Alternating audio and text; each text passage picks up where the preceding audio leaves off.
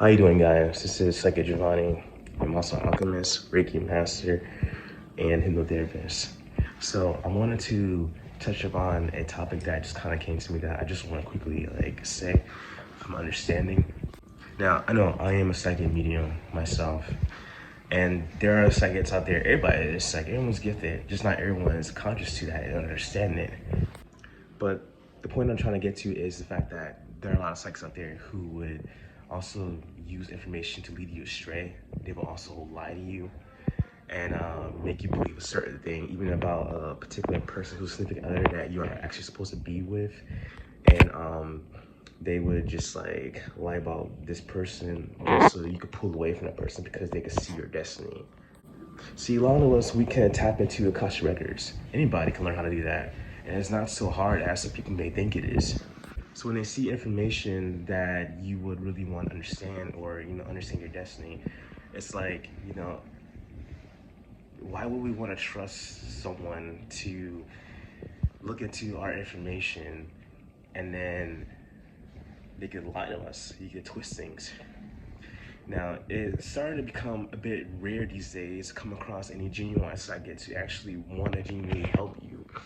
And, it was always my intentions to help people. A lot of people, I have a lot of positive, good reviews on my business page. And, I've been doing readings even before I opened my business, for people for so long. And getting to know how to use my gifts for the past 9 years when it came to reading for people and genuinely helping them. And it's this is what we're here for. This is what God has us here for, is to be a service for others, not to betray them and hurt them. So I can totally understand what they mean by in the Bible, don't talk to psychic mediums and stuff like that, because even tarot readers, because they could twist information and lead you on, and it's terrible. And it seems like it's a lot of these days. I came across a lot of psychics even within the whole New Age community, who would pick up on personal things and then they would twist it, or they would use information that is a fact about you as a shaming tactic to throw right at you, even though it may be a fact about you, but then they would use it to hurt your feelings, to put you down or take your energy. Or some would pick up certain things and then twist it about you, just like if you were getting a reading in front of other people, then they would, try to humiliate you, giving you information or twisting information. I see it all the time. So many who, say for example, you exchange readings with another psychic, and now when they start reading you, then they will try to act like, you're not as tuned in, tapped in like they are, but you actually are, what you're doing. You've been reading energies for so long, even since you were a child. It's just nothing new, right? And they would just feel jealous because so many are competing.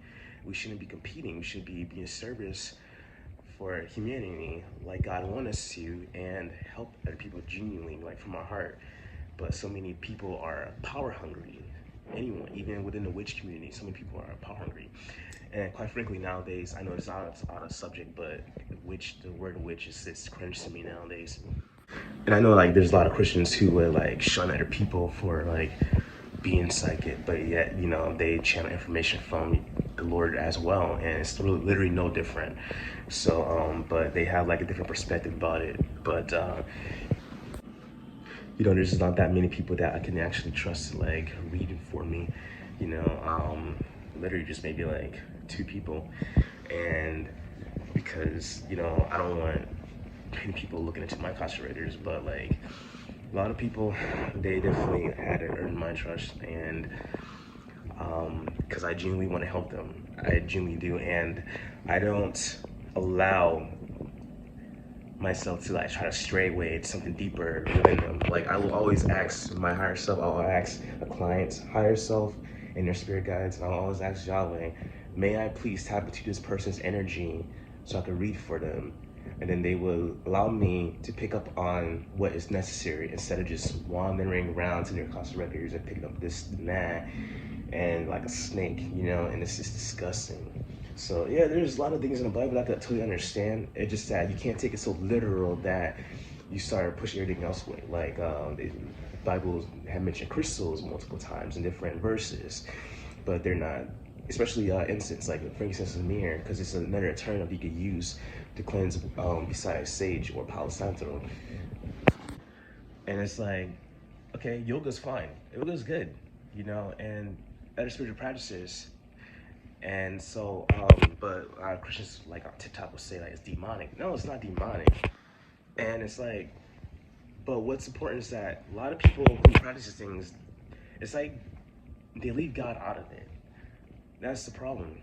People forget about God. You can have crystals, it's fine. You know, you can practice yoga. It's not demonic. Maybe you're like purging like dark energies that's within you. But so many try to demonize these practices. They don't have to demonize it. They can just tell people who practice these things, like, okay, cool, but like, just remember, God is first. So yeah, you have your crystals. You can practice yoga. You could use different ways to purge out, you know. And it's like some say, manifesting law of attraction is demonic. It's not demonic because prayer is also manifesting. Besides, before it was called law of attraction, it was called new thoughts, like in the early 1900s. And the people who started practicing this that went public was actually Christians.